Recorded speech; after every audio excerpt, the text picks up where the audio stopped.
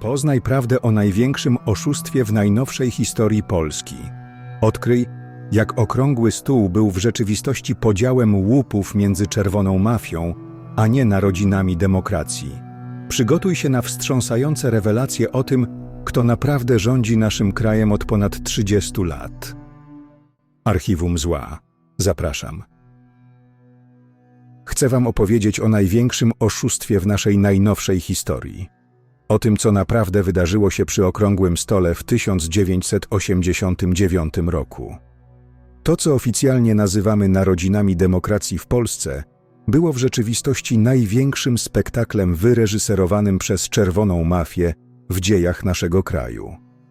Przez ponad 30 lat wmawiano nam, że okrągły stół to wielkie wydarzenie, początek wolności, początek demokracji, że dzielni opozycjoniści pokonali komunistów w uczciwej walce, że Lech Wałęsa był bohaterem, a Tadeusz Mazowiecki pierwszym demokratycznym premierem.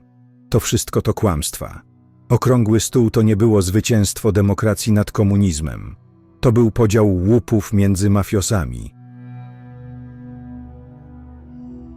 Żeby zrozumieć mechanizm tego oszustwa, musimy cofnąć się do początku lat 80. Stan wojenny wprowadzony przez Jaruzelskiego 13 grudnia 1981 roku to nie był ostatni krzyk umierającego systemu. To była próba generalna przed wielkim spektaklem, który miał nastąpić pod koniec dekady. Jaruzelski, Kiszczak i ich ludzie z Ministerstwa Spraw Wewnętrznych testowali wówczas różne scenariusze. Sprawdzali, jak daleko mogą się posunąć, jak społeczeństwo reaguje na represje, kto z opozycji może być przydatny, a kogo trzeba wyeliminować. Internowali 10 000 ludzi, wprowadzili godzinę policyjną, zawiesili związki zawodowe, ale jednocześnie obserwowali, kto się łamie, kto współpracuje, kto może być użyteczny w przyszłości. Już wtedy wiadomo było, że Lech Wałęsa to agent o pseudonimie Bolek. Już wtedy wiadomo było, że Bronisław Geremek współpracuje z wywiadem od lat 70. Już wtedy wiadomo było, że Adam Michnik to syn stalinowskiego funkcjonariusza, wychowanek systemu, który nigdy nie będzie prawdziwą opozycją. W połowie lat 80., kiedy Michaił Gorbaczow wprowadził pieriestrojkę w Związku Radzieckim, polscy komuniści zrozumieli, że muszą szybko działać.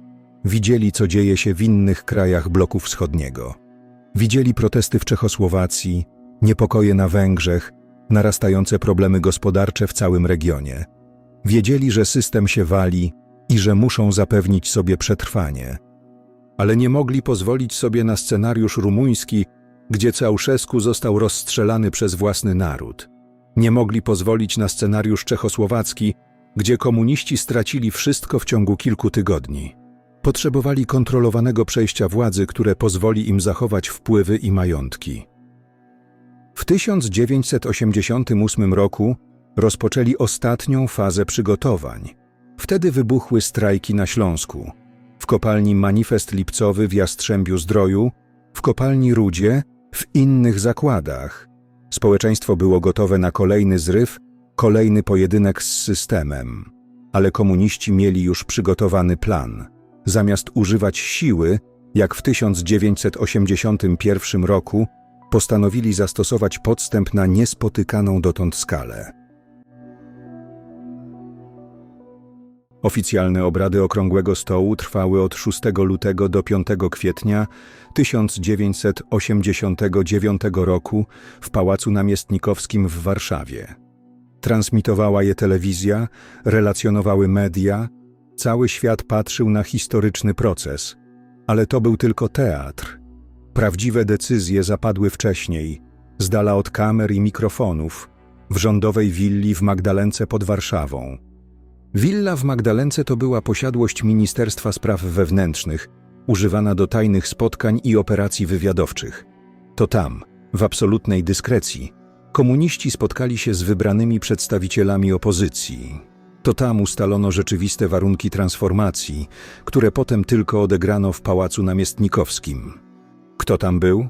Ze strony komunistycznej głównie Czesław Kiszczak, minister spraw wewnętrznych, człowiek, który przez dekady kierował aparatem represji. To on był prawdziwym architektem całego planu. Był też Leszek Miller, wtedy młody działacz partyjny, ale już wtedy kluczowa figura przyszłego układu. Józef Czyrek, odpowiedzialny za kontakty zagraniczne. Janusz Rejkowski, psycholog, który doskonale wiedział, jak manipulować opinią publiczną. Ze strony opozycyjnej najważniejszą postacią był Bronisław Geremek, historyk, który od lat 70. współpracował z wywiadem PRL. To on był głównym negocjatorem, bo komuniści wiedzieli, że mogą mu zaufać. Był też Tadeusz Mazowiecki, redaktor Więzi, człowiek o nienagannej reputacji, idealny na pierwszego demokratycznego premiera. Adam Michnik, dysydent z dobrym rodowodem opozycyjnym, ale synem stalinowskiego funkcjonariusza. I oczywiście Lech Wałęsa, agent Bolek, który miał odegrać rolę charyzmatycznego lidera, symbol zwycięstwa nad komunizmem. Ale wszyscy uczestnicy tych spotkań wiedzieli, kim naprawdę jest Wałęsa. Wiedzieli o jego współpracy z SB, o jego pseudonimie, o tym, że przez lata wydawał swoich kolegów z Solidarności. W Magdalence ustalono podstawowe zasady gry. Komuniści zgodzili się na częściowo wolne wybory do Sejmu, ale z góry zarezerwowali dla siebie większość mandatów. Zgodzili się na wolne wybory do Senatu, ale Senat miał mieć tylko funkcje doradcze. Zgodzili się na rząd opozycyjny, ale prezydent miał pochodzić z ich strony, a siłowe resorty, wojsko, policja, służby specjalne, miały pozostać pod ich kontrolą. Najważniejsze jednak było to, czego nie zapisano w żadnych protokołach. Ustalono, że transformacja gospodarcza będzie przebiegać według scenariusza przygotowanego przez komunistów, że prywatyzacja będzie kontrolowana przez ich ludzi, że pieniądze z wyprzedaży majątku państwowego będą płynęły do ich kieszeni, że nowe służby specjalne będą obsadzone starymi kadrami, że media będą kontrolowane przez zaufanych ludzi. Pozwólcie, że opowiem wam to w sposób bardziej obrazowy. Wyobraźcie sobie kasyno. Właścicielami tego kasyna są mafiozi, zimni, bezwzględni ludzie, którzy przez dekady grabili i mordowali. Teraz jednak postanowili zmienić metodę. Zamiast używać pał i karabinów, postanowili zastosować bardziej wyrafinowane metody. Czerwona mafia na chwilę schowała swoją prawdziwą twarz, uczesała się na gładko, założyła eleganckie garnitury i z szerokim uśmiechem otwiera salon gier o nazwie Okrągły Stół. Ale to kasyno w całości należy do mafii. Stół należy do mafii. Karty należą do mafii. Krupier jest z mafii. Nawet ochroniarze przy drzwiach to ludzie mafii. Do tej gry zapraszają swoich starych znajomych, tych opozycjonistów, których przez lata kontrolowali, szpiegowali, czasem więzili, ale którzy teraz mają odegrać rolę uczciwych graczy. Lech Wałęsa, bohater Solidarności, ale od lat współpracujący z SB. Bronisław Geremek, szanowany historyk, ale również współpracownik wywiadu. Adam Michnik, odważny dysydent, ale wychowanek systemu komunistycznego. Zasady gry wydają się uczciwe. Opozycja może wygrać wybory, może utworzyć rząd, może wprowadzić reformy gospodarcze. Ale w rzeczywistości wszystko jest ustawione z góry. Jakkolwiek kręci się koło ruletki, musi wypaść na czerwone. Jakiekolwiek karty są rozdawane, stawka i tak trafia do domu, czyli do mafii. Opozycja może wygrać wybory, ale tylko częściowo i pod warunkami dyktowanymi przez komunistów. Może tworzyć rząd, ale kluczowe resorty pozostają pod kontrolą starych sił. Może mówić o demokracji i wolności, ale tylko w ramach wyznaczonych przez system. Co tak naprawdę ustalono przy okrągłym stole? Przede wszystkim mechanizm kontrolowanej transformacji, która miała trwać nie lata, ale dekady. Komuniści zgodzili się oddać formalną władzę polityczną, ale zachować kontrolę nad wszystkimi kluczowymi obszarami życia państwowego i gospodarczego.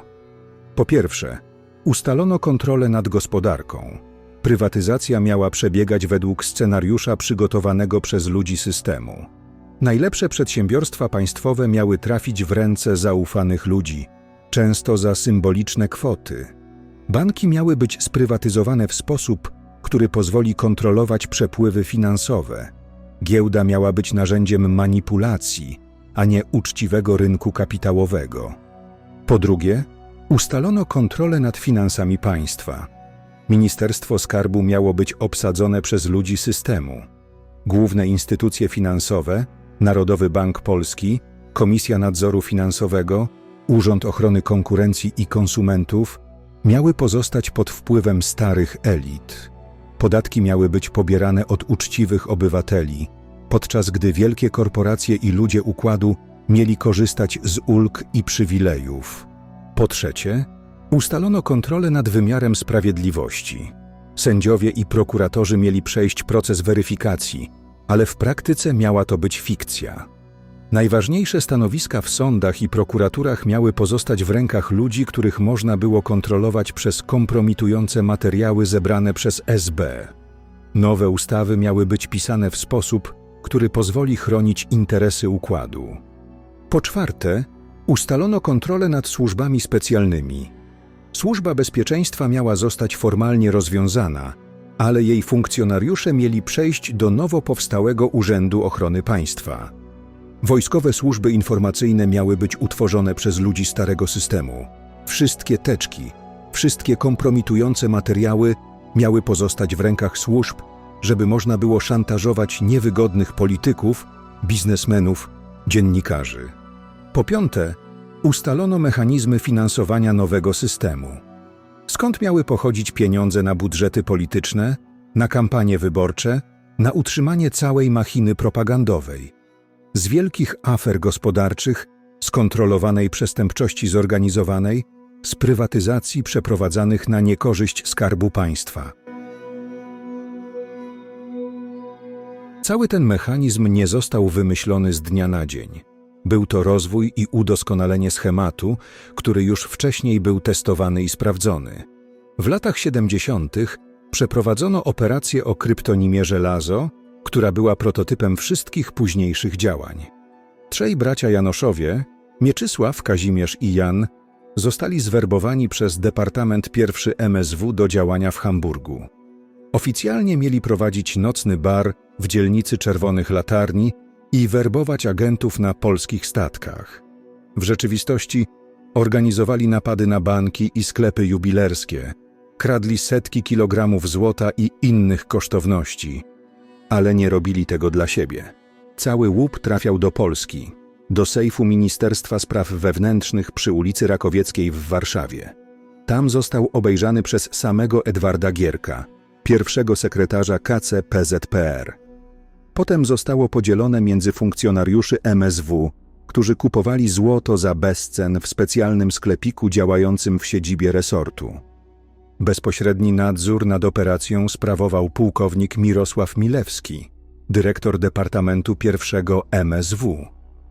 To on później, jako minister spraw wewnętrznych, nadzorował również przygotowania do okrągłego stołu. To on doskonale wiedział, jak używać przestępców do zarabiania pieniędzy dla systemu. Schemat był prosty i skuteczny. Służby werbują przestępców, dają im parasol ochronny, pozwalają kraść i grabić, ale pod warunkiem, że będą dzielić się łupami. Przestępcy dostają bezkarność i możliwość bogacenia się, służby dostają pieniądze na operacje i prywatne kieszenie. Wszyscy są zadowoleni, oprócz okradanych obywateli. Ten sam schemat został zastosowany w latach 90., tylko na znacznie większą skalę. Zamiast 3 braci, całe gangi przestępcze działające pod parasolem służb. Zamiast setek kilogramów złota, miliardy złotych z przestępczości zorganizowanej, prywatyzacji i wielkich afer gospodarczych. Kluczową postacią w realizacji tego planu był Jarosław Sokołowski, pseudonim Masa. Przez lata był przedstawiany jako najważniejszy świadek koronny w Polsce. Człowiek, który rozbił polską mafię i pomógł wymiarowi sprawiedliwości w walce z przestępczością zorganizowaną. To wszystko to kłamstwa. Masa to nie był żaden gangster, który z patriotycznych pobudek zdecydował się współpracować z policją. To był agent od samego początku, zainstalowany w środowisku przestępczym przez służby specjalne. Jego zadaniem było stworzenie struktur, które będą zarabiać pieniądze dla systemu, a potem likwidacja tych struktur w momencie, gdy staną się niewygodne. Skąd wziął się w Pruszkowie?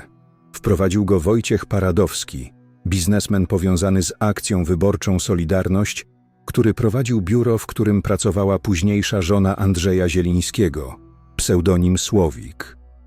To nie był przypadek. To była zaplanowana operacja infiltracji środowiska przestępczego. Kiedy w 2000 roku pieniądze były już zebrane, a struktury przestępcze przestały być potrzebne, Masa dostał status świadka koronnego i rozpoczął likwidację swoich dawnych współpracowników. Nie rozbił polskiej mafii. Pomógł zakończyć operację, którą mafia przeprowadziła za pomocą kontrolowanych grup przestępczych. Równolegle z tworzeniem kontrolowanych grup przestępczych, ludzie układu organizowali wielkie afery gospodarcze, które miały dostarczyć funduszy na budowę nowego systemu. Pierwszą z nich była afera Art-B, która rozpoczęła się jeszcze przed Okrągłym Stołem, ale rozwinęła się w pełni w latach 90. Bogusław Baksik, stroiciel pianin z Cieszyna, i Andrzej Gąsiorowski, ginekolog z Wałbrzycha, mieli nagle stać się finansowymi geniuszami, którzy w ciągu kilku miesięcy dorobili się fortuny. Skąd wzięli wiedzę o lukach w prawie bankowym? Kto ich nauczył inżynierii finansowej? Kto pomógł im wyprowadzić z polskiego systemu bankowego ponad 400 milionów złotych? To nie była ich własna inicjatywa. To była operacja służb specjalnych, prawdopodobnie we współpracy z Mossadem. Pieniądze z Art-B posłużyły do finansowania operacji Most, przesiedlenia Żydów z terenów byłego Związku Radzieckiego do Izraela. Jerzy Dziewulski, szef polskiego wywiadu, osobiście przekazał Baksikowi i Gąsiorowskiemu $85 milionów przed ich ucieczką do Tel Awiwu. Podobnie było z kolejnymi aferami. Józef Jędruch z Koloseum wyprowadził z systemu bankowego ponad 400 milionów złotych, finansując przy tym kampanie wyborcze 21 polityków SLD. Marcin P. z Amber Gold wyłudził 850 milionów złotych, a wśród osób związanych z tą aferą znaleźli się policjanci, prokuratorzy, urzędnicy państwowi. To nie były pojedyncze przypadki oszustów, którzy wykorzystali słabości systemu. To był system. Ci ludzie mieli parasol ochronny najwyższych instancji państwowych, bo służyli interesom tych, którzy naprawdę rządzili Polską. Drugim filarem finansowania nowego systemu była prywatyzacja, ale nie była to uczciwa sprzedaż majątku państwowego obywatelom, którzy przez dekady ten majątek tworzyli. To była kontrolowana grabież, organizowana przez tych samych ludzi, którzy usiedli przy Okrągłym Stole. Pierwszą spektakularną prywatyzację przeprowadzili Grzegorz Szymanek i Piotr Baczkowski. Sprywatyzowali centralę techniczno-handlową elektroniki Unitra. Majątek warty miliony dolarów został przejęty za symboliczną kwotę. Kluczową rolę odegrał Wojciech Grzybowski, dyrektor Unitry, który wycenił nieruchomości grubo poniżej ich realnej wartości. Szymanek zginął w tajemniczych okolicznościach w 1998 roku. Jego samochód spadł z mostu, ale nigdy nie wyjaśniono przyczyn wypadku. Baczkowski zniknął wraz z żoną w 2011 roku i do dziś są poszukiwani przez policję. Ale ich metody były stosowane przez całe lata 90. przez setki innych prywatyzatorów. Ryszard Bogucki, młody biznesmen z Rybnika, został wciągnięty w prywatyzację Unitry, kupując udziały za ponad $2 miliony. Kiedy chciał odzyskać swoje pieniądze, został wrobiony w zabójstwo Andrzeja Kolikowskiego, pseudonim Pershing, i skazany na 25 lat więzienia. Dlaczego? Bo wiedział za dużo o mechanizmach prywatyzacji, o roli służb specjalnych, o tym, kto naprawdę stał za całą operacją. Ważnym elementem całego systemu był Układ Wiedeński. W austriackiej stolicy, która od czasów zimnej wojny była miejscem spotkań wschodnich i zachodnich służb specjalnych, powstał nieformalny sojusz różnych środowisk: szefów grup przestępczych, oficerów służb specjalnych, biznesmenów i polityków. Jeremiasz Barański, pseudonim Baranina, był jedną z kluczowych figur tego układu. Ten łódzki przestępca, który w latach 70. został zwerbowany przez SB i wysłany do Hamburga, w latach 90. stał się jednym z najważniejszych pośredników między polskim światem przestępczym a międzynarodowymi strukturami. Wiedeń był miejscem, gdzie prały się pieniądze z polskich afer, gdzie organizowano operacje wywiadowcze, gdzie zawierano porozumienia między różnymi krajami i organizacjami. Jan Kulczyk, najbogatszy polski biznesmen, regularnie spotykał się tam z rosyjskimi agentami, w tym z pułkownikiem Władimirem Auganowem, znanym z afery szpiegowskiej wokół Józefa Oleksego. To nie były przypadkowe spotkania biznesowe. To była część większego planu, w którym Polska miała odgrywać rolę pomostu między Wschodem a Zachodem, a polscy biznesmeni mieli być pośrednikami w transferze kapitałów i technologii. Za pośrednictwo w tych operacjach dostawali prowizje, które pozwalały im budować ogromne fortuny. Kluczowym elementem całego systemu była kontrola nad mediami i manipulacja opinią publiczną. Ludzie układu od samego początku dbali o to, żeby kontrolować przepływ informacji i kształtować świadomość społeczeństwa. Adam Michnik i jego Gazeta Wyborcza stali się głównym narzędziem tej manipulacji. Michnik, syn stalinowskiego funkcjonariusza, przez lata był przedstawiany jako bohaterski dysydent, więziony przez komunistów za walkę o wolność. W rzeczywistości był człowiekiem systemu, który po 1989 roku dostał zadanie kontrolowania polskich mediów. Gazeta Wyborcza przez lata wmawiała Polakom, że transformacja to wielki sukces, że nie ma alternatywy dla neoliberalizmu, że każda krytyka systemu to nostalgia za komunizmem albo skrajny nacjonalizm. Kto próbował mówić prawdę o rzeczywistych mechanizmach władzy, był natychmiast atakowany w innych mediach jako oszołom, marzyciel lub ekstremista. Media kreowały też mity o przestępczości zorganizowanej. Pruszków był przedstawiany jako największe zagrożenie dla demokratycznego państwa, podczas gdy prawdziwa mafia siedziała w ministerstwach, zarządach spółek Skarbu Państwa, sądach i prokuraturach. Masa był kreowany na bohatera, który rozbił polską mafię, podczas gdy był tylko narzędziem w rękach prawdziwych mafiozów. Lata 90. to nie były tylko afery gospodarcze i manipulacje medialne. To był też czas fizycznej eliminacji ludzi, którzy za dużo wiedzieli albo stanowili zagrożenie dla systemu. Oficjalnie były to działania zwykłych przestępców, próby rozboju, wypadki, samobójstwa. W rzeczywistości były to egzekucje zlecane przez prawdziwą mafię. Generał Marek Papała, komendant główny policji, został zastrzelony 25 czerwca 1998 roku na warszawskiej Pradze. Dlaczego zginął? Bo prowadził śledztwo w sprawie powiązań policji z przestępczością zorganizowaną i za dużo się dowiedział o rzeczywistych mechanizmach władzy. Jego śmierć miała zastraszyć innych policjantów, którzy mogliby chcieć zbadać prawdę. Andrzej Kolikowski, pseudonim Pershing, miał zginąć w Zakopanem 5 grudnia 1990 roku.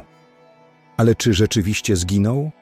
Szybka kremacja zamiast tradycyjnego pogrzebu, brak ekshumacji, pogrzeb w tajemnicy i pośpiechu – wszystko wskazuje na upozorowanie śmierci. Pershing wiedział za dużo o mechanizmach prania pieniędzy przez automaty hazardowe. Miał zbyt dużo kontaktów z politykami i biznesmenami. Stał się niebezpieczny dla systemu. Ireneusz Sekuła, były wiceminister i szef Głównego Urzędu Ceł, miał popełnić samobójstwo w 2002 roku. Ale czy można popełnić samobójstwo, strzelając do siebie 3 razy? Sekuła współpracował z ludźmi z ARDB, znał mechanizmy prania pieniędzy przez służby celne, miał dokumenty kompromitujące wysokich urzędników. Jego śmierć miała zatrzeć ślady. Skutki tego mafijnego podziału widzimy do dziś, po ponad 30 latach od Okrągłego Stołu. W Polsce wciąż rządzą ci sami ludzie lub ich protegowani, wychowankowie, dzieci i wnukowie. System się samo odtwarza. Najważniejsze stanowiska w państwie są dziedziczne, przechodzą z pokolenia na pokolenie. Leszek Miller, który był w Magdalence i uczestniczył w przygotowaniach do Okrągłego Stołu, przez lata piastował najwyższe stanowiska. Był premierem, europosłem, przewodniczącym SLD. Donald Tusk, protegowany Bronisława Geremka, został premierem i szefem Rady Europejskiej. Radosław Sikorski, wychowanek Adama Michnika, był ministrem spraw zagranicznych i ministrem obrony narodowej. Nowe partie polityczne są tylko przykrywką dla tego samego systemu. Platforma Obywatelska to kontynuacja Unii Demokratycznej Bronisława Geremka. Prawo i Sprawiedliwość to odłam Solidarności, ale kontrolowany przez tych samych ludzi, którzy uczestniczyli w Okrągłym Stole. Konfederacja to kontrolowana opozycja, mająca kanalizować niezadowolenie części społeczeństwa. Najważniejszym celem systemu jest uniemożliwianie powstania prawdziwej alternatywy politycznej. W wielomilionowym kraju, z wykształconym społeczeństwem, które ma dostęp do najnowszych technologii i może się uczyć na najlepszych uczelniach świata, nie może powstać ugrupowanie polityczne, które rzeczywiście reprezentowałoby interesy Polaków. Każda próba stworzenia takiej siły jest natychmiast torpedowana przez cały system. Przez media, które niszczą reputację niewygodnych polityków, przez służby specjalne, które zbierają kompromitujące materiały, przez wymiar sprawiedliwości, który wszczyna śledztwa przeciwko niewygodnym ludziom, przez system finansowy, który odmawia kredytów i blokuje konta. Andrzej Lepper został zniszczony skandalami seksualnymi, a potem znaleziony martwy w swoim biurze. Oficjalnie popełnił samobójstwo. Janusz Korwin-Mikke jest od lat spychany na margines jako ekscentryk i populista. Każdy, kto próbuje mówić prawdę o rzeczywistych mechanizmach władzy, jest natychmiast eliminowany. System działa jak klasyczna mafia. Kto się podporządkuje, może żyć i nawet się bogacić. Kto się sprzeciwi, zostanie zniszczony. Medialnie, finansowo, politycznie. Kto za dużo wie i stanowi realne zagrożenie, może zostać usunięty. Trzeba też zrozumieć, że Okrągły Stół to nie był tylko polski pomysł. To była część szerszego planu międzynarodowego, w którym upadek bloku wschodniego miał być kontrolowany, żeby kraje postkomunistyczne stały się rynkami zbytu i źródłami tanich surowców dla krajów zachodnich.